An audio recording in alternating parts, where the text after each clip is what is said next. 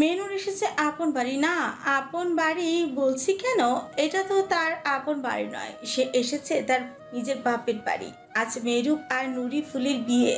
বড় তালুকদার আর ছোট তালুকদারের মাঝে যখন এক অদৃশ্য সেতু তৈরি হয়ে গেছে, তখন মুস্তফা সাহেব দায়িত্বশীলতার পরিচয় দিতে কার্পণ্য করেননি। তিনি নিজে গিয়েছিলেন ওদের বাড়িতে দাওয়াত দিতে। ভালো করে জানতেন ওরা কেউ আসবে না, তবুও তিনি গিয়েছিলেন, কারণ কিছু দায়িত্বের রক্তের সম্পর্কের মতন নিশ্চিত জানলেও যে এর কোনো প্রতিবাদ নেই, তবুও তা পালন করতে হয়। এহসান সকালে পার্টি অফিসে যাওয়ার আগে মেনুরকে নামিয়ে দিয়ে গেছে তার বাপের বাড়িতে, কিন্তু যাওয়ার আগে কড়া গলায় বলে গেছে রাতে এসে নিয়ে যাব, চুপচাপ চলে আসবে আমার সাথে। মেনুর কিছু বলেনি, বরং উল্টো তার গলা জড়িয়ে ধরেছিল। এহসান অবাক হয়েছিল এতে, তার নারী তো এমন করে না, হঠাৎ এমন করলো কেন? মেনুর ধীরে ধীরে তার বাহু থেকে সরে এসে ফিসফিসিয়ে বলল, আচ্ছা আর শুনুন, বুকের সেলাইয়ে পানি লাগালে পানি তুলে নেবেন। যদি জোহরের পর বাড়ি এসে গোসল করেন তো। এখন তো আমি থাকবো না, তাই নিজেও নায়ক হয়ে ভেবলাস হয়ে যাবেন না সব। এহসান মুচকি হেসে বলছিল, আর ফজরের পর ফরজ গোসলই করব, তুমি চিন্তা করো না। মেনুর এক দীর্ঘশ্বাস ফেলে বিদায় নিয়ে গাড়ি থেকে নেমে গেল। এহসান অপলক দৃষ্টিতে তাকিয়ে রইল তার চলে যাওয়ার দিকে। মেনুর গাড়ি থেকে নামতে এহসানের কপালের রগ দপদপ করে উঠে। এতক্ষণ আপন নারীর সামনে নিজেকে সংযত রেখেছিল, কিন্তু তার ভিতরে জমে থাকার রাগ এখনো আগ্নেয়গিরির লাভার মতোই পড়ছে। রাগের কারণও আছে। এহসান ঠান্ডা হাতে ফোনটা বের করলো, একটা নম্বরে কল দিল। 2-3 বার রিং হওয়ার পর ওপাশ থেকে কেউ ফোন ধরল। এহসানের চোখ লাল হয়ে উঠলো, দাঁত চেপে বলল, ওপাশ কিরে কাফিরের বাচ্চা, দিতাম নাকি তোরে উত্তম মধ্যম কয়েকটা? থেকে এক অশ্রাব্য গালি ভেসে এলো। তুই কোন কুত্তার বাচ্চা রে, আমায় এমন হুমকি দিচ্ছিস? এহসান এবার দাঁত চেপে হিসিসি বলল, আমি তোর এহসান বাপ, চিনতে পারছিস আমায়? সে ব্যক্তি হঠাৎ চুপ করে গেল। কিছুক্ষণ আমতা আমতা করার পর কাপা গলায় বলল, আপনি স্যার আপনি? এহসান এবার চোখ বন্ধ করে শ্বাস টেনে নিল, তারপর নিষ্পৃহ কঞ্চে বলল, শুনলাম তুই নাকি আমার কনস্ট্রাকশন সাইটে গিয়ে মাস্তানি করেছিস। ওপাশ থেকে কোনো উত্তর এলো না। এহসান এবার মাটির দিকে তাকিয়ে একদলা থুতু ফেলল, তারপর স্বর আরো নিচু করল, এত সাহস হয় কি করে তোর? ধরে এক টানে ছিঁড়ে দেবো নাকি তোকে? ওপাশ থেকে এবার কেবল শ্বাসের শব্দ শোনা গেল। কিছুক্ষণ চুপ থেকে সেই ব্যক্তি অস্পষ্ট কণ্ঠে বলল, আমি জানতাম না ওটা আপনার জায়গা, এরপর থেকে এমন হবে না স্যার। এহসান এবার এক নিঃশ্বাসে বলল, এরপর থেকে এমন হলে আর নিঃশ্বাস নেওয়ার সুযোগ পাবি না, বলে দিলাম। টাস, ফোনটা কেটে দিল এক ঝটকায়। এখনো তার শরীর রাগে জ্বলছিল। মেনুর মেহেদির কৌটো খুলে এক হাতে নুরির হাত ধরে অন্য হাতে মেহেদি পরিয়ে দিচ্ছে। এসাও পাশে বসে নুরির অন্য হাতে মেহেদি দিয়ে দিচ্ছে। এসা একদম হেসে বলল, বাহ রে বই, তুই তো দেখি মির্জাফরের থেকেও ভয়ঙ্কর। মেনুর ফিকুচকে বলল, আমি আবার কি মির্জাফরি করলাম? এসা মেহেদি দিতে দিতে বলল, আমার ভাইজানকে মেনে নিয়ে আমার ভাতিজা ভাতিজির মা হয়ে যাচ্ছিস, আর একবারও একটু ইঙ্গিত দিলি না। মেনুর মুচকি হেসে বলল, না দেইনি, ভেবেছি একেবারে তোর ভাতিজা অথবা ভাতিজিকে দুনিয়াতে এনে তোকে শোনাবো। এসা মুচকি হেসে বলল, তুমি দেখি ময়না, তলে তলে এত কিছু ভেবে রেখেছো। মেনুর এসার দিকে তাকিয়ে বলল, তা ম্যাডাম তেরেসা, আপনি কবে আমার ভাইকে বাপ বানাবেন তা একটু বলুন। এসা মেহেদি দিতে দিতে বলে, তোমার ভাই বাপ হওয়ার স্বপ্ন স্বপ্নই থেকে যাবে। নুরি তাদের কথা শুনে মুখ লাল করে বলল, একটু তো মুখে লাগাম দাও, লজ্জা তো করো। মেনুর এক হাতে মেহেদি রেখে নুরির গাল টেনে বলল, লজ্জাবতী লতা পাতারে, এত লজ্জা পায় না। আজ তোর বিয়ে, আর বিয়ের পর এত লজ্জা থাকতে হয় না। এসা চমকে গিয়ে বলল, কি রে, তুই এই লজ্জাবতী লতা পাতা কথাটা কোথা থেকে শিখলি? মেনুর দীর্ঘশ্বাস ফেলে বলল, আপনার ভাইজানের থেকে। এসা আর নুরি হেসে উঠল। নুরি মেনুরের দিকে তাকিয়ে বলল, আপি, আমার গাল তো ছাড়ো, তুমি আর তোমার ভাই আমার গাল খালি কেন টানো? নুরির সঙ্গে সঙ্গে মুখ বন্ধ করে নিল, কথায় কথায় কি থেকে কি বলেই ফেলল। এসা মেনুরের দিকে তাকিয়ে বলল, দেখ এই মেয়ে আমাদের লজ্জা শিখাচ্ছে, আর সে আমার ভাতিজার সাথে ঠিকই তলে তলে পীড়িত করে যাচ্ছে। এসার কথা শুনে মেনুর হা করে বলল। মা রে, অন্তত আর ভাতিজা বলিস না, তুই এখন আমার ভাইয়ের বউ। নুরি মেনুরের দিকে তাকিয়ে বলে। আগে তুমি তো ঠিক হও, মা কাকে ডাকছো? ঠিক তখনই বাইরে থেকে মেয়েরাজের গলা ভেসে আসে। মেহনুর, এশাকে বল এদিকে আসতে। এসার ডাক শুনে মেনুরকে ইশারা করে ফিসফিসিয়ে বললে। বল, আমি এখানে নেই। মেনুর উঁচু করে বলে। মিথ্যা বলবো কেন? চোখ রাঙিয়ে বলে। উষ্টা খেতে যদি না চাস তো বল, আমি এখানে নেই। মেনুর চোখ ছোট করে তাকে গলা বাড়িয়ে ডেকে বলে উঠছে। ভাইজান, এশা এখানে আছে, কিন্তু আমায় না বলতে বলছে। মেয়েরাজ হেসেও বলল। ওকে বল চুপচাপ চলে আসতে। আমি ঘরে প্রবেশ করে যদি নিয়ে আসি তবে খারাপ অবস্থা হবে কিন্তু। এসা মেনুরের দিকে কটমট করে তাকিয়ে বলে। আসছি। এই বলে উঠে যেতে যেতে বলল। ইবলিশ নেই, তোর ইবলিশই আমি ছাড়াবো, দাঁড়া, আগে আমি তোর ভাই ইবলিশকে দেখে আসি। এই বলে এসা বেরিয়ে যায়। মেনুর আর নুরি মুচকি হাসে। নুরি মেনুরের দিকে তাকিয়ে বলে। আচ্ছা আপি, তুমি সুখে আছো তো? মেনুর তৃপ্তির হাসি দিয়ে বলে। হ্যাঁ, আমি খুব সুখে আছি রে। হ্যাঁ, আমার পাপিষ্ট পুরুষ আমার সাথে আছে বলে। নুরি মেনুরের চোখে ভালোবাসার তৃপ্তি দেখে বলে। মেনুর এত কিছু করার পরও তুমি তাকে এত ভালোবাসো? দীর্ঘশ্বাস ফেলে বলে। ভালোবাসা পাপ, কলঙ্ক মানে না রে। ভালোবাসা এমনিতেই হয়ে যায়, তাই ভালোবাসি। নুরি মুচকি হেসে বলে। মেনুর হেসে বলে। আমি দোয়া করি তোমাদের ভালোবাসা চিরন্তন হোক। আমিও দোয়া করি নুরি ফুল, তুই আমার ভাইয়ের সাথে সুন্দর জীবন শুরু কর। ইনশাল্লাহ হবে সুন্দর কিছুর সূচনা। মেয়েরাজ এশাকে নিয়ে ঘরে প্রবেশ করলো। এশা রাগী চোখে তাকিয়ে বলল। তোমায় আমায় না খুঁজালে পেটের ভাত হজম হয় না, তাই না? মেয়েরাজ নিজের হাতের প্যাকেট থেকে কিছু একটা বের করতে করতে বলে। এই তোমায় না খোঁচালে পেটের ভাত তো দূরের কথা, ঘুম অবধি হয় না। বলে প্যাকেট থেকে একটা সাদা লাল পাড়ে সুতি শাড়ি বের করে এশার সামনে ধরলো, সঙ্গে ফুলের গাজরা। এসে এগুলো দেখে বলল। এগুলো কার জন্য?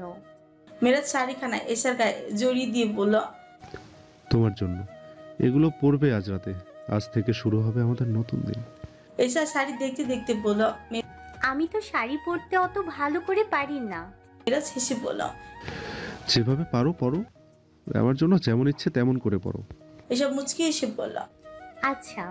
মেয়েরাজ এশার কোমর জড়িয়ে ধরে বলল। খুশি তো প্রিয়? এশা মেয়েরাজের বুকে আলতো মাথা রেখে বলল। খুব। নুরিকে লাল একখানা শাড়ি পরানো হয়েছে। শাড়ি পাড়ে সোনালি সূচিকর্মা, আগুনের শিখার উপর মৃদু রোদের ঝলকানি। শাড়ির নরম আঁচল তার কোমল শরীর ছুঁয়ে আছে। সাজসজ্জা খুব বেশি নয়, তবু প্রতিটি ছোঁয়াতেই রাজকীয়তা। চোখে হালকা কাজল, ছোট নুট রঙের লিপস্টিক আর গালে একটুখানি ব্লাশ।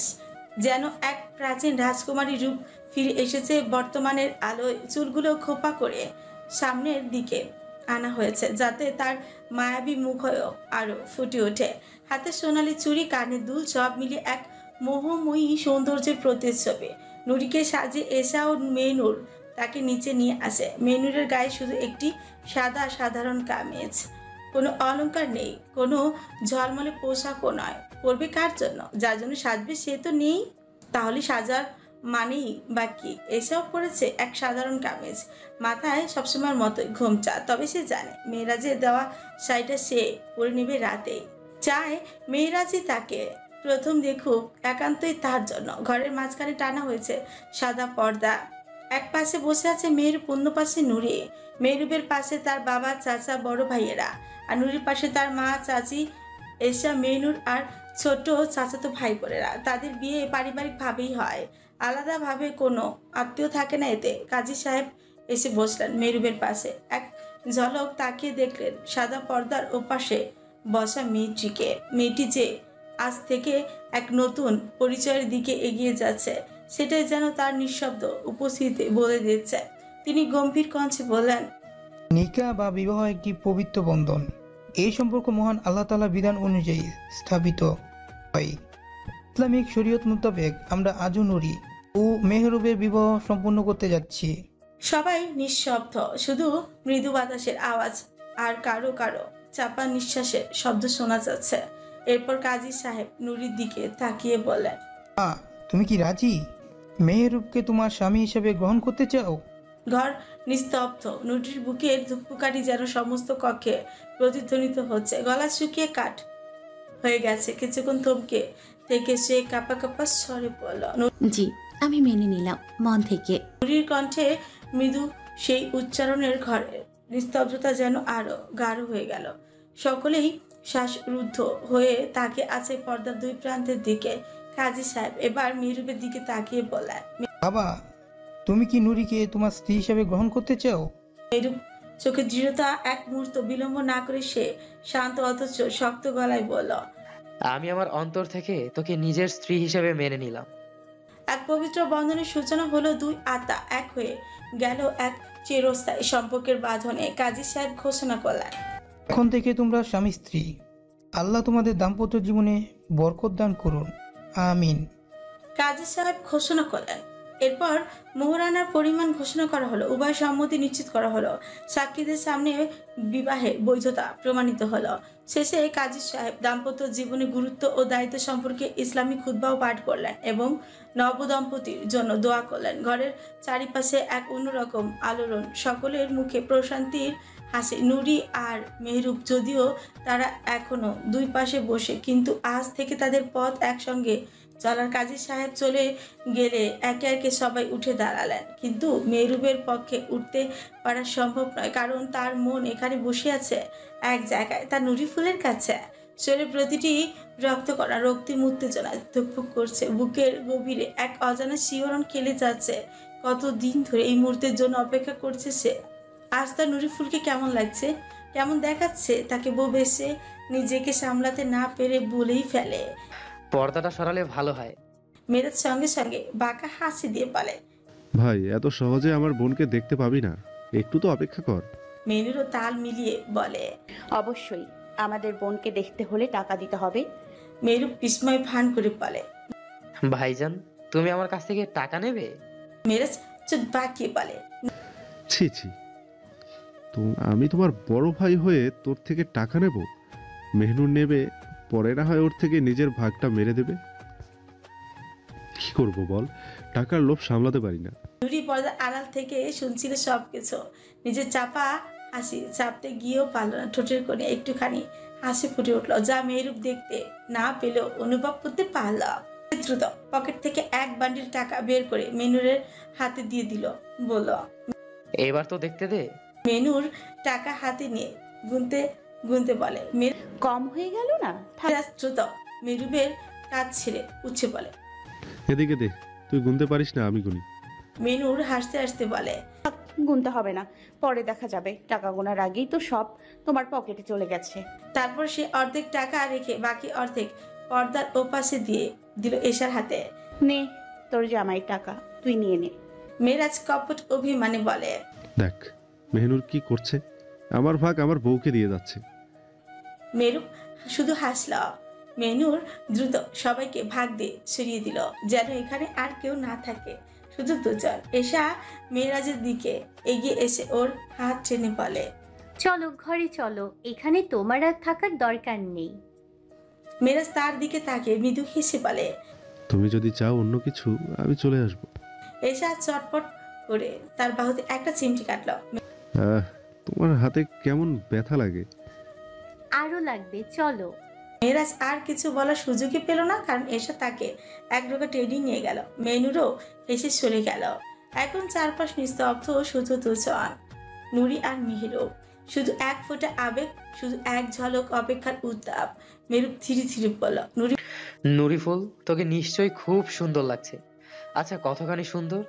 আমি নিজেকে সামলাতে পারবো তো? মুচকি হাসে শুধু। মেহরুবের বুক কাঁপছে, হাতের তালু ঘামে ভিজে উঠেছে। আলতো হাতে সে পর্দাটা সরিয়ে দিল। সঙ্গে সঙ্গে তার চোখে ধাক্কা দিল এক বিস্ময়। আমার নুরি ফুল সামনের আলোয় বসে আছে তার জন্য সাজা তার বিবি জান। শরীরে জমকালো রঙিন পোশাক, মাথায় ঘোমচা আর সেই চোখ, সেই লাজুক চোখ। নুরি মাথা নিচু করে, শুধু এক ঝলক দেখা যাচ্ছে তার কাজল আঁকা চোখের পাতা। মেরুব শ্বাস নিতে যেন ফুরে গেল। বুকের মধ্যে ধকধক হচ্ছে শব্দ। সে ফিসফিস করে বলল, হুমায়রা, মুখটা তোলো। হুমায়রা কোনো নাম নয়, এক বিশেষ উপাধি। যে নারীর গাল লজ্জায় বা খুশিতে আনার ফলের মতো লাল হয়ে উঠে তাকেই বলা হয় হুমায়রা। নুরি ধীরে ধীরে মুখ তোলে, তার চোখে লজ্জা, তার ঠোঁটে মৃদু হাসি। মেহরুব শ্বাস আটকে গেল। অল্প মেকআপে যেন সে স্বর্গীয় সৌন্দর্যের প্রতিমূর্তি। মনে হচ্ছে জান্নাতের কোনো রহমত তার সামনে বসে আছে। তার চুলের খোপা থেকে চুপচাপ গড়িয়ে পড়ছে বেলি ফুলের গন্ধ, যা মেহরুবকে ঘোর লাগিয়ে দিচ্ছে। তার গাল হালকা লাল, ঠিক যেন আনার ফল। মেহরুব বুকের উপর হাত রেখে অপলক তাকিয়ে রইল। ভাবতেই অবাক লাগে, আজ থেকে এই লজ্জারাঙা মুখটা আমি প্রতিদিন দেখতে পাবো, প্রতি মুহূর্তে। নুরি মুচকে এসে মাথা নিচু করিল। তার লজ্জা আরো গাঢ় হলো। তার চোখে এক ফোঁটা পানি, শুধু খুশি। মেহরুব ধীরে ধীরে হাত বাড়লো, তার আঙুল ছুঁয়ে গেল নুরির কপাল। নুরি একবার কেঁপে উঠছে। মেহরুব নিঃশ্বাস বন্ধ করে তাকিয়ে রইল। আজ তার পৃথিবীর সব আলো এক জায়গায় এসে জড়ো হয়েছে তার নুরি ফুলের দু চোখে। আকাশ ভরে আছে চাঁদের ম্লান আলোয়, হালকা বাতাস বইছে নিস্তব্ধতার ভেতর দিয়ে। মেনুর চলে যাচ্ছে, এসেছিল অতিথিদের মতো, বিদায় নিচ্ছে অতিথির মতন। এহসান বাড়ির বাইরে গাড়ি নিয়ে অপেক্ষায়। মেহরুবের ফোনে বার্তা পাঠিয়েছে যত তাড়াতাড়ি সম্ভব মেনুর যেন চলে আসে। মেনুর ধীর পা এগিয়ে আসে। বিদায় নেওয়ার সময় একে একে সবাইকে জড়িয়ে ধরে। বাবা, দুই ভাই, এসা, সবার উষ্ণ আলিঙ্গনে যেন তার হৃদয় টুকরো টুকরো হয়ে যাচ্ছে। কান্না আটকে রাখতে পারে না। চোখের কোণে জমে থাকা জল একে একে গড়িয়ে পড়ে। কিন্তু আফসোস, একটা রাতও এহসান তাকে এখানে থাকতে দেবে না। দাদাজান দাদিজানের কাছে থেকেও বিদায় নিয়ে দরজার চৌকাঠে পা মারায়। তার এক হাত মাজার সাহেবের মুঠো, অন্য হাত মেহরুবের। সামনে পেছনে তার বড় ভাইজান আর চাচা, সবাই যেন তাকে একসাথে বিদায় জানাচ্ছে, এক সুরক্ষার বলয় রেখে এগিয়ে দিচ্ছে। এহসান গাড়ির পাশে দাঁড়িয়ে আছে। গাড়িতে গায়ে হেলান দিয়ে অন্ধকারের মাঝে তার চোখ জোড়া উজ্জ্বল, যেন অপেক্ষায় আছে তার নিজের আকাশে চাঁদের জন্য। মেনুরকে আসতে দেখে তার ক্লান্ত মুখে এক রহস্যময় হাসি খেলে যায়। কোথাও থেকে যেন এক আকাশ খুশির আর প্রশান্তির ভর করে তার ভেতরে। মাজার সাহেব মেয়েকে এহসানের সামনে এনে দাঁড় করান। গলা ভারী হয়ে আসে, তবুও নিজেকে সামলে নেন। হয়তো তোর কাছে আমার মেয়েটা ভালো আছে। তোর কাছে একটাই অনুরোধ, আমার ফুলকে যত্নে রাখিস। একটু থেমে মেনুরের চোখে চোখ রেখে বললেন, ওর মা মারা যাওয়ার পর ওকে আঁকড়ে ধরেই বেঁচে আছি, অথচ আজ ও আমার কাছে নেই। কণ্ঠের ভারী আবেগ যেন বাতাসে ছড়িয়ে পড়ে। গভীর দৃষ্টিতে এহসানের দিকে তাকিয়ে বলেন, যদি তোর কোনোদিনও মনে হয় আমার মেয়ে তোর যোগ্য নয় বা তুই ওকে আর রাখতে পারবি না, তাহলে আমার ফুলকে আমার হাতে ফিরিয়ে দিস, কিন্তু কখনো অযত্ন করিস না। মেনুরের বুক ফেটে যাচ্ছে বাবার কথা শুনে। বাবারা কি এমনই হয়? নিজের সর্বস্ব বিলিয়ে দেন সন্তানের জন্য। আর যদি সে হয় মেয়ে, তাহলে তো কথাই নেই। মেয়েরা একটু বেশি আদরের হয়, তাই তো সে তার বাবার কাছে ফুলের মতন। আর তার বাবা তাকে রেখেছিল সেভাবে, একটা ফুটন্ত সুরক্ষিত গোলাপের মতন। মাজার সাহেব মেনুরের মাথায় হাত বুলিয়ে দিতে দিতে এহসানের দিকে তাকিয়ে বলেন, খুব যত্নে বড় করেছি তো, তাই মাঝে মাঝে ভয় হয় আমার যত্নে রাখা আমার মা, আমার প্রাণ কোথাও অযত্নে আছে কি না। মেনু নিঃশব্দে হাত ছাড়িয়ে বাবাকে শক্ত করে জড়িয়ে ধরে, বুক ভরে নিতে চায় বাবার স্নেহের উষ্ণতা। মাজার সাহেব গভীর আদরে পেয়ে মেহনু নিম্ন গলায় কান্না চেপে বলে, চিন্তা করবেন না, আমায় যত্নেই রেখেছেন তিনি। মেহনুর কিছু মুহূর্ত পর তাকে ছেড়ে মেহরুবকে জড়িয়ে ধরে আর ফিসফিসিয়ে বলে, আমার নুরি ফুলকে ভালো রেখো। তারপর মেহেরাজের বুকে মাথা রেখে বলে, আমার এশাকে কষ্ট দিও না, আমার এশার যত্ন নিও। সবার উদ্দেশ্যে সালাম দিয়ে এহসানের পাশে এসে দাঁড়ায়। এহসান এতক্ষণ নীরবে সব দেখছিল এবং শুনছিল। এহসান গাড়ির দরজা খুলে মেনুরকে গাড়িতে বসিয়ে গাড়ির দরজা লাগাতে লাগাতে সবার দিকে তাকিয়ে বলে, এই নারী আমার প্রাণ, আর নিজের প্রাণকে অযত্নে রাখে না। এই বলে সালাম দিয়ে অন্যদিকে গিয়ে গাড়ির দরজা খুলে উঠে যায়। এটা যেন এক অমলিন রাতের গল্প, যেখানে বিদায়ের দুঃখ, ভালোবাসার মিষ্টি অনুভূতি এবং আত্মবিশ্বাস একসঙ্গে মিশে যায়, আর তাদের সম্পর্কের শক্তি যেন আরো দৃঢ় হয়। নুরি বসে আছে বউ সাজানো অবস্থায় মেহরুবের ঘরে, তাদের বিছানায়।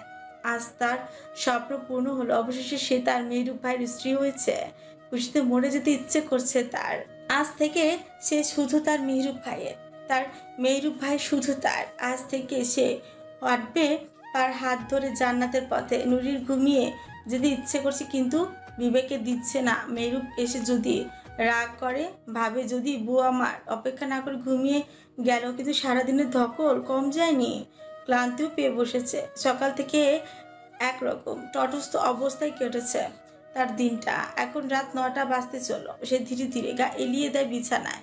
চারিদিকে ফুল ছড়ানো, মোমো করছে ফুলের ঘ্রাণে সারা ঘর। নুরি চোখ বন্ধ করে গভীর শ্বাস নেয়। এই সুগন্ধ, এই প্রশান্তি ভাষায় বোঝানো সম্ভব নয়। কিছু মুহূর্ত পার হয়, দরজা খুলে প্রবেশ করে মেহরুব। দরজা খুলে চোখ সামনে পড়তে মুগ্ধ হয়ে যায় সে। সাদা বিছানায় শত লাল গোলাপের পাপড়ির মধ্যে শুয়ে আছে তার নুরি ফুল, এলোমেলো অবস্থায়, কিন্তু কি অপার্থিব লাগছে তাকে। মনে হচ্ছে যেন ফুলের রানী ফুলের সমাহারের মাঝে বিরাজ করছেন। মেহরুব বুকে হাত গোছে মন ভরা দৃষ্টিতে তার নুরি ফুলকে দেখতে থাকে। মেহরুব বুঝতে পারে ক্লান্তিতে তার নুরি ফুল এভাবে শুয়ে পড়েছে। মুচকি এসে ধীর পায়ে এগিয়ে যায় তার দিকে। নিঃশব্দে বিছানায় উঠে যায় আলতো এগিয়ে নুরির মাথায় হাত রাখে, ঠোঁট উল্টে বাচ্চাদের মতো ঘুমিয়ে আছে তার নুরি ফুল। এত স্নিগ্ধ, এত কোমল লাগছে। ফর্সাকালে মেকআপের আরো মোহময়ী লাগছে। মেহরুব আপন বেগমের এমন সৌন্দর্য দেখে চোখ বুজে কিছু মুহূর্ত রয়, তারপর চোখ খুলে অতি যত্নে নুরির মাথায় হাত বুলিয়ে দিতে দিতে মুগ্ধ দৃষ্টিতে তাকে থাকে। কিছুক্ষণ পর নুরির চোখ ধীরে ধীরে খুলে যায়। সে বুঝতে পারে পাশে কেউ আছে। ঘুমে চোখ গাড় ঘুরিয়ে তাকাতে চোখে পড়ে মেহরুবকে, যে কিনা তার খুব কাছে। হঠাৎ এতটা নিকটে মেহরুবকে দেখে নুরি বেশ ঘাবড়ে যায়। ভরকে গিয়ে দ্রুত উঠে বসতে চায়। তার এমন চমকে ওঠা দেখে মেহরুব একটু সরে আসে, যেন আর ভয় না পায় সে। কিন্তু ততক্ষণে নুরি হুড়মুড়িয়ে উঠে বসে পড়েছে। আর বসতে দেখে, ওহ আল্লাহ, লজ্জা মাটিতে মিশে যেতে ইচ্ছে করছে। শাড়ি হাঁটুর নিচ অবধি উঠে গেছে, পেটের দিকের পিন খুলে গেছে। নুরি তাড়াহুড়ো করে হাত বাড়িয়ে নিজেকে ঢাকার চেষ্টা করে। মেহরুব আর এই অগোছালো লজ্জিত অবস্থা দেখে মিটিমিটি হাসে। মাথা নাড়িয়ে আপন মনে বলে, নুরি থাক, আর গুছানোর দরকার নেই। তোর মাহারাম আমি। এর চেয়ে ভয়ঙ্কর অবস্থাতেও তোকে দেখার অধিকার রাখি আমি। লজ্জায় মাথা নিচু করে নেয়। এই লজ্জা পেতেই না সে মরেই যাবে। তার গাল দুটো মুহূর্তে টকটকে লাল হয়ে উঠছে।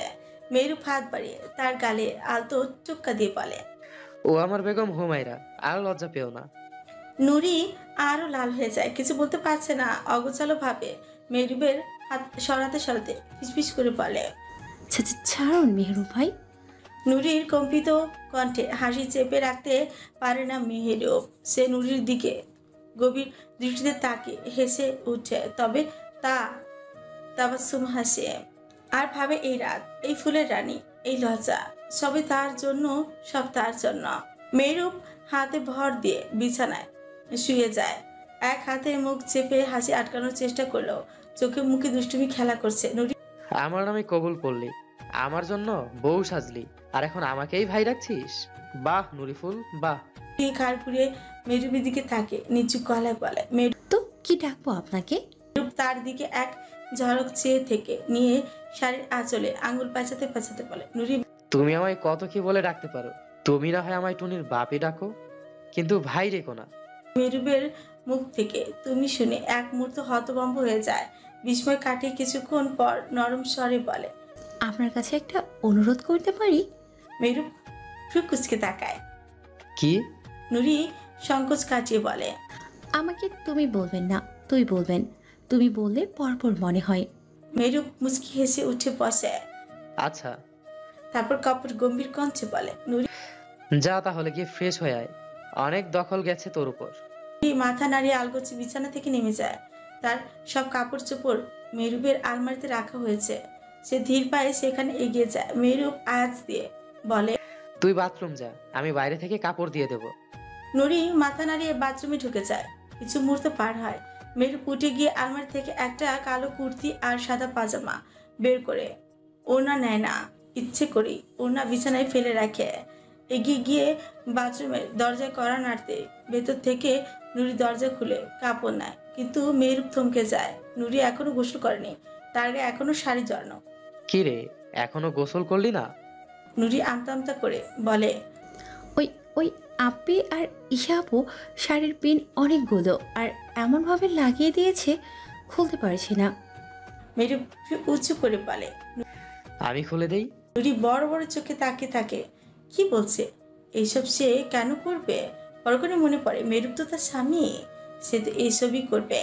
তার চাহনি দেখে মেরুপ মুচকি হেসে বলে। এভাবে তাকিয়ে যতক্ষণ থাকবি ততক্ষণে কাজ হয়ে যাবে। নুরি তড়িঘড়ি করে মাথা নাড়িয়ে বলে। আচ্ছা।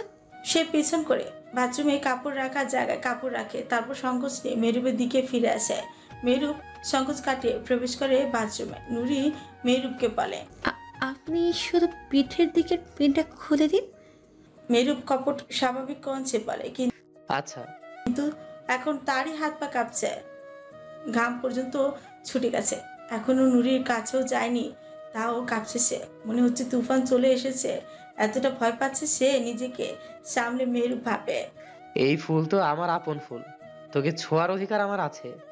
শক্ত করে নিজেকে বুঝিয়ে সে কাঁপা কাঁপা হাতে শাড়ির পিন খুলতে শুরু করে আর কাঁপা গলায় বলল, নুরি ধরে রাখিস শক্ত করে, না হলে পড়ে যাবে শাড়ি। এমনিতেই থরথর করে কাঁপছিল, এই কথা শুনে আরো শক্ত করে শাড়ি আঁকড়ে ধরে। মেরুপ গভীর স্বরে বলে, নুরি ফুল, এভাবে কাঁপিস না, তোর সাথে খারাপ কিছু করছি না, আমি শুধু সাহায্য করছি তোর। নুরি একটু শান্ত হয়, কিন্তু কেন জানে মেরুবের স্পর্শে দাঁত পর্যন্ত কাঁপছে তার। পিন খুলে দিয়ে মেরুব মুহূর্তে দাঁড়ায় না, দ্রুত বেরিয়ে আসে। নিজের হাঁটু পর্যন্ত কাঁপছিল। ঘরে এসে এক গ্লাস পানি ঠক ঠক করে গিলে নেয়। এসির পাওয়ার বাড়িয়ে দিয়ে বিছানায় শুয়ে পড়ে, চোখ বন্ধ করে নেয়। নারীর সৌন্দর্য এত ভয়ঙ্কর হয়, এত ভয়ঙ্কর হয়, তা সে জানত না। মাথা নষ্ট হয়ে টকি করে নিচ্ছিল সে। নুরি গোসল করে বের হয়, ওনা নেই, তাই চুলের তাওয়াল খুলে চুল আর শরীর ঢেকে নেয়। বেরিয়ে আসতেই চোখে পড়ে বেসামাল অবস্থায় শুয়ে থাকা মেহরুবের দিকে। তার পাশে ওনা পড়ে আছে। সে দ্রুত এগিয়ে গিয়ে ওনা কাঁধে জোর নেয়, তারপর ধীর পায় মেহরুবের পাশে বসে তার কপালে হাত বুলিয়ে দেয়। মেহরুব কি হয়েছে? শরীর খারাপ? চোখ খুলে তাকায়। সামনে সদ্য গোসল করে আসা তার নুরি ফুল, মুখে এখনো পানির ফোঁটা লেগে আছে। অসম্ভব সুন্দর লাগছে তাকে। মেহরুব স্থির চোখে তাকিয়ে থাকে নিজের নুরি ফুলের পানে। তার হুমায়রার পানে এখনো তার নুরি ফুলের গাল লাল হয়ে আছে, নাকের ডগায় পানির ফোঁটা লেগে আছে। এই কেমন সৌন্দর্যের সাক্ষী হলো সে। মেহরুব ব্যাকুল গলায় বলে, রোগে ধরেছে আমায়। নুরি অস্থির হয়ে বলে, কিসের রোগে? মেহরুব মুচকি হেসে বলে, তোর রোগে। নুরি মেহরুবের মাথায় চাটি মেরে বলে, আপনিও না ভয় পাইয়ে দিয়েছিলেন। আচ্ছা যান, অজু করে আসুন, নামাজ পড়বেন না নফলে? মেহরুব উঠে বসতে বসতে বলে।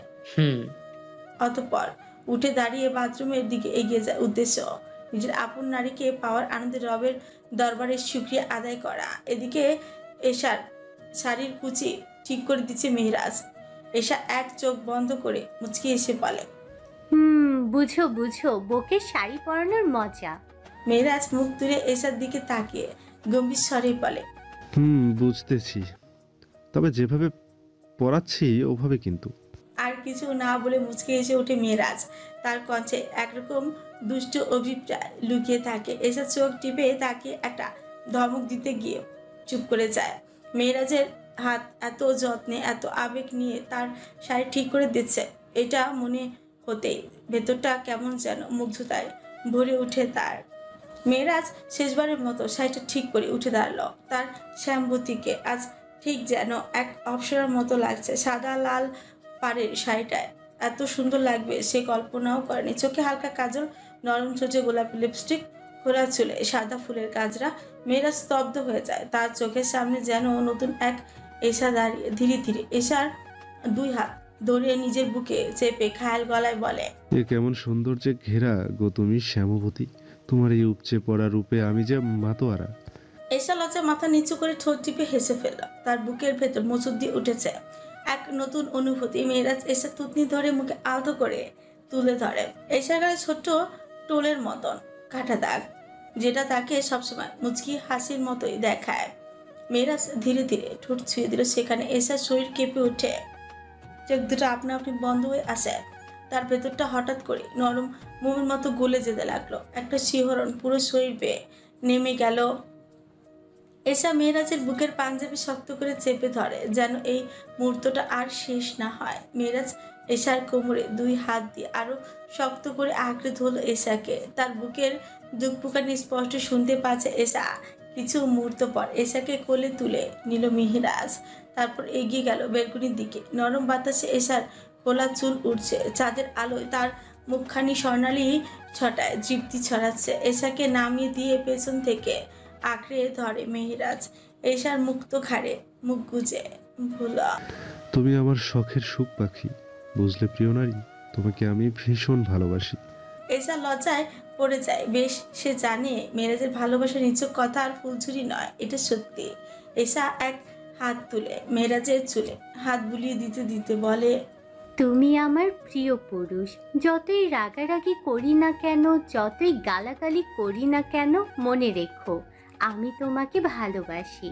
প্রথমে হয়তো তোমাকে মানতে পারিনি, কিন্তু এখন আমি মন থেকে তোমাকে গ্রহণ করলাম, মন থেকে ভালোবাসি। মেহেরাজ এশার কানে কানে বলল, বিশ্বাস করো, তোমার পাগলামিও আমি ভালোবাসি, তোমার সব কিছুই আমি ভালোবাসি, তাই তো তুমি আমার প্রিয়। এশা হেসে ফেলল। তার হাসির শব্দ এক পবিত্র সঙ্গীতের মতোই শোনালো মেহেরাজের কানে। মেহেরাজ একদম খানে খানে ফিসফিসিয়ে বলে, 2-1টা ছোট্ট বাচ্চার বাপ হওয়ার সুযোগ দেবে আমায় প্রাণ? এশার সাথে সাথে কুনু দিয়ে কোচাই মেরে বলল। এই শুরু হয়ে গেছে ইবলিশি। মেহেরাজ হেসে হাত বাড়িয়ে এশার কোমর চেপে ধরল, তারপর আবার কোলে তুলে নিল। এশা লজ্জায় মুচকি মুচকি হাসতে শুরু করে। তার ভেতরটা এক অদ্ভুত অনুভূতিতে ভরে উঠেছে, যেন এক মধুর আতঙ্ক। মেহেরাজ গভীর চোখে তাকিয়ে বলে, আজ বিয়ের মাসের মাথায় বউয়ের লজ্জার মাগফিরাত করার সুযোগ পেলাম। তারপর আকাশের দিকে তাকে হাত তুলে বলল। আল্লাহ মাবুদ, তোমার দরবারে কোটি কোটি শুকরিয়া। এশা লজ্জায় কুকড়ে গিয়ে কুনু দিয়ে ধাক্কা দিয়ে বলল। মেহেরাজ বেশি কিছু করলে আমি উঠে দৌড় দেব কিন্তু। হাসল। উঠে বসতে পারলে দৌড় দিও। এশা হেসে বলল। মিস ওয়ার্ক দিয়ে অজু করেছো তো? মেহেরাজ এশাকে বিছানায় রাখতে রাখতে বলে। সেটা কি করে ভুলি বউ? তারপর এক হাত বাড়িয়ে পাশে টেবিলে থেকে বাতিটা নিভিয়ে দিল এশা। মেহেরাজের পাঞ্জাবি আঁকড়ে ধরে রাখে। সারা শরীর ভয়ঙ্করভাবে কাঁপছে তার। এক অদ্ভুত অনুভূতি, সুন্দর অনুভূতি শরীর জুড়ে ছড়িয়ে পড়েছে। মেহেরাজ এশার শাড়ির আঁচলটা সরিয়ে নিতেই বলে, বেগম পড়ো। হে আল্লাহ, আমাদেরকে শয়তান থেকে রক্ষা করুন এবং যে সন্তান আপনি আমাদের দান করবেন তাকে শয়তান থেকে দূরে রাখুন। এশাও পরে। সিলেটের রাত নেমে এসেছে। শহরের বুকে এক মায়াবী পরশ রেখে মেহনুরকে নিয়ে এশার বাড়ি যায়নি। তার বেগমের সাহেবের ইচ্ছে আজ সিলেট শহর ঘুরে ঘুরে দেখবে। জলজলে রাস্তাগুলো নিস্তব্ধ, চারপাশে বাতাসে একটা নরম শীতলতা, কিন্তু মেহনুর হৃদয় এই মুহূর্তে এক উত্তাল ঝড় চলছে। সেই শহর দেখা ভুলে গিয়ে চুপচাপ তাকিয়ে আছে তার আপন পুরুষের দিকে। এহসান এক হাতে স্টিয়ারিং ধরে রেখেছে, অন্য হাতে মেহনুরকে শক্ত করে নিজের বুকে চেপে রেখেছে। এই উষ্ণতা, এই সুরক্ষা, এই গভীর স্পর্শ কেমন একটা নিরাপদ আশ্রয় অনুভূতি এনে দিচ্ছে মেহনুরকে। এহসানের চোখে মুখে এক কঠিন অথচ রহস্যময় সৌন্দর্য খেলা করছে। তার তীক্ষ্ণ চেহারায় ছড়িয়ে থাকা চুম্বকীয় আকর্ষণ মেহনুরের শ্বাসকেও এলোমেলো করে দিচ্ছে। মেহনুর ধীরে ধীরে হাত বাড়িয়ে এহসানের গালে আলতো করে ছুঁয়ে দেয়। এহসানের ত্বকের উষ্ণতা যেন ধকধক করে জ্বলছে। এহসান এক পাশে তাকে মুচকি এসে বলে, এমন করো না, পরে মাঝ রাস্তায় গাড়িতেই বেসামাল হয়ে উঠবো আমি। মেহনুর তড়িঘড়ি করে হাত সরিয়ে নিয়ে হেসে ফেলল।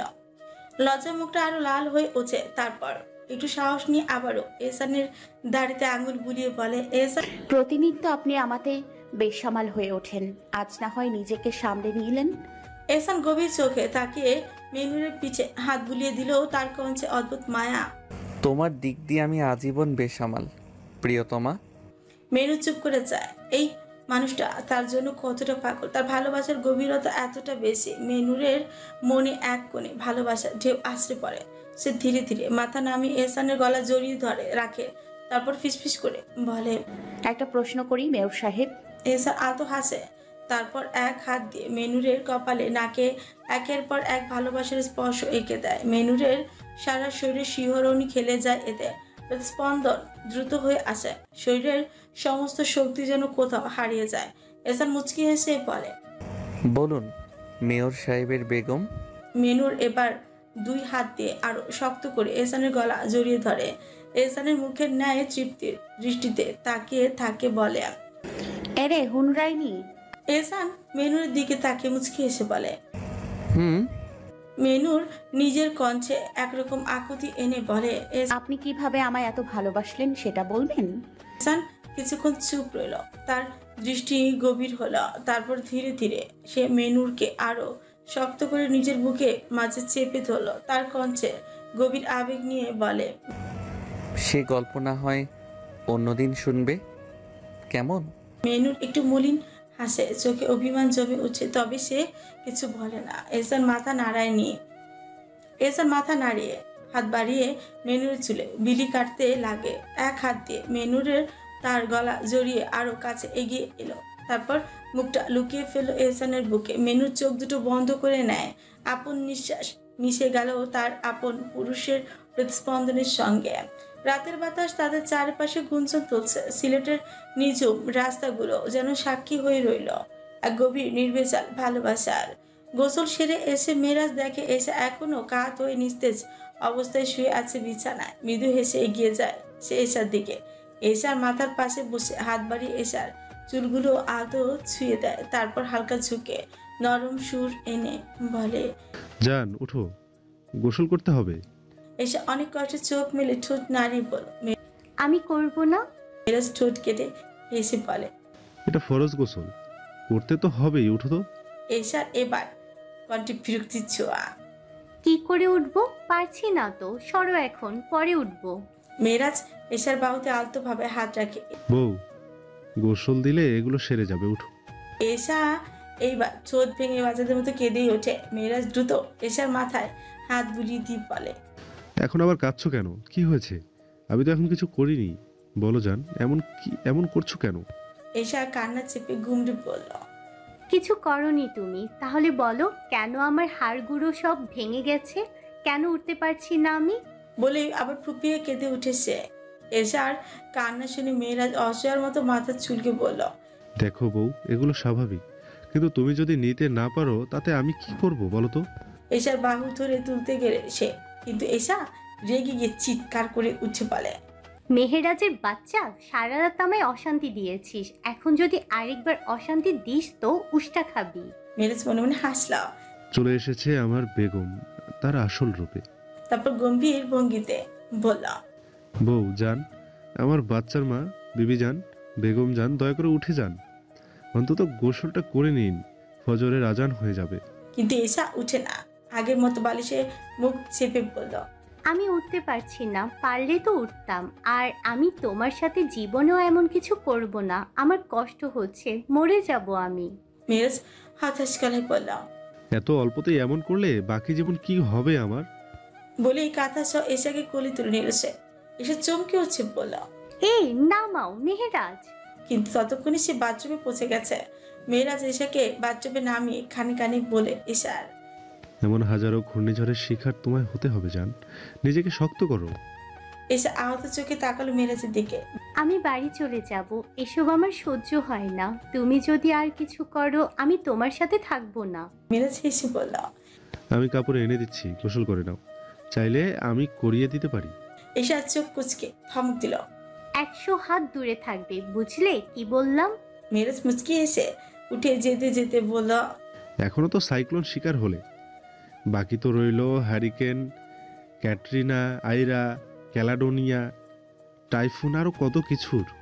নুরিকে বুকে আঁকড়ে ধরে শুয়ে আছে মেহেরুব। জায়নামাজে শান্তিতে তলিয়ে আছে দুজনে। আজ নামাজ পড়ে জায়নামাজে ঘুমিয়ে গেছে। নুরির ক্লান্ত মুখটা দেখে মেহেরুবের সব ইচ্ছে পানি হয়ে যায়।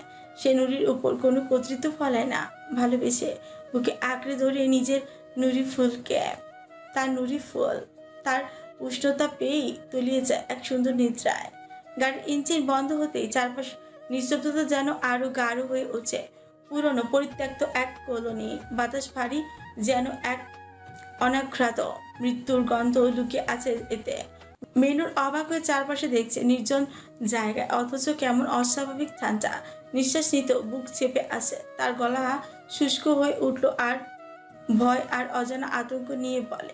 এখানে কেন নিয়ে এলেন আমায়? এহসান মুখে এক অদ্ভুত হাসি টেনে বলে, আমায় যখন নিজের পাপিষ্ঠ পুরুষ মানো, তাই তোমায় আমার পাপের এক ক্ষুদ্র অংশ দেখাতে নিয়ে এলাম। তবে আমার কাছে এটা পাপ নয়, সবার কাছে এটা পাপ মনে হয়। মেনুর ভেতরে শিশিরে শীতলতা ছড়িয়ে পড়ে। কি দেখাবে এহসান? তার ভয়ঙ্কর দৃষ্টি বলছে কিছু ভয়াবহ অপেক্ষা করছে। এহসান শক্ত করে মেনুরের কবজি চেপে ধরে টেনে নিয়ে যেতে লাগলো কলোনির ভেতরের দিকে। ভেতরে ঢুকতে একটা গা ছমছমে অনুভূতি হলো। দীর্ঘ সারিতে দাঁড়িয়ে থাকা ভাঙা ঘরগুলো, আধভাঙা জানালা, কোথাও শেকল দিয়ে আটকানো দরজা, একটা নিঃসঙ্গ অন্ধকার সবকিছুকে আচ্ছন্ন করে রেখেছে। একটা দুটো হলুদ আলো ঝিমিয়ে জ্বলছে। আশপাশের অন্ধকারে সেই আলো গিলে নিচ্ছে তখনই একটা নারী কণ্ঠ, তারপর আরো কয়েকটা চিৎকার, মেয়েদের আর্তনাদ, পুরুষের গলা। কেউ যেন প্রাণপণে বাজার জন্য ছটফট করছে, কেউ যেন মৃত্যুর মুখে ধুকছে। কিন্তু মেয়েদের চিৎকার বেশি, এত তীব্র, এত ভয়ঙ্কর যে মনে হচ্ছে কেউ তাদের টেনে হিঁচড়ে ছিঁড়ে ফেলছে, কেউ তাদের উপর পৈশাচিক নির্যাতন চালাচ্ছে। মেনুরের কান যেন ঝাঁঝা করে উঠছে, দম আটকে আসছে। সে থরথর করে কাঁপতে কাঁপতে এহসানের হাত চেপে ধরে বলে, কোথায় নিয়ে এলেন আমায়? কারা এত চিৎকার করছে? কারা? এহসান হাসল, ঠান্ডা নিলিপ্ত এক ভয়ঙ্কর হাসে। চলো একটা জিনিস দেখাই।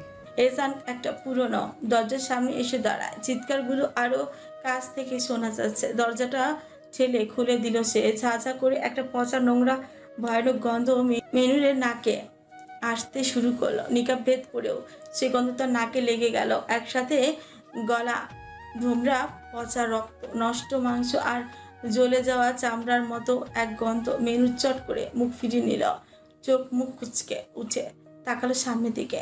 সামনে তাকিয়ে তার চোখ বিস্ফোরিত হলো। তার ভেতরটা এক ঝটকায় উল্টে গেল। ঘরের ভেতর মেহনুর চিৎকার করতে চায়, কিন্তু গলা দিয়ে কোনো শব্দ বের হলো না। তার পেটের ভেতর সবকিছু উল্টে যেতে লাগলো। সেই আর কিছু সহ্য করতে পারল না। থপ করে হাঁটু করে বসে একপাশে বমি করে দিল। শরীর কাঁপছে, হাত পা ঠান্ডা হয়ে আসছে। এত বিশ্রী, এত ভয়ঙ্কর সে কখনো কিছু দেখেনি। এগুলো থেকে এহসান কারো কলিজা টেনে বের করার দৃশ্য শতগুণে ভালো।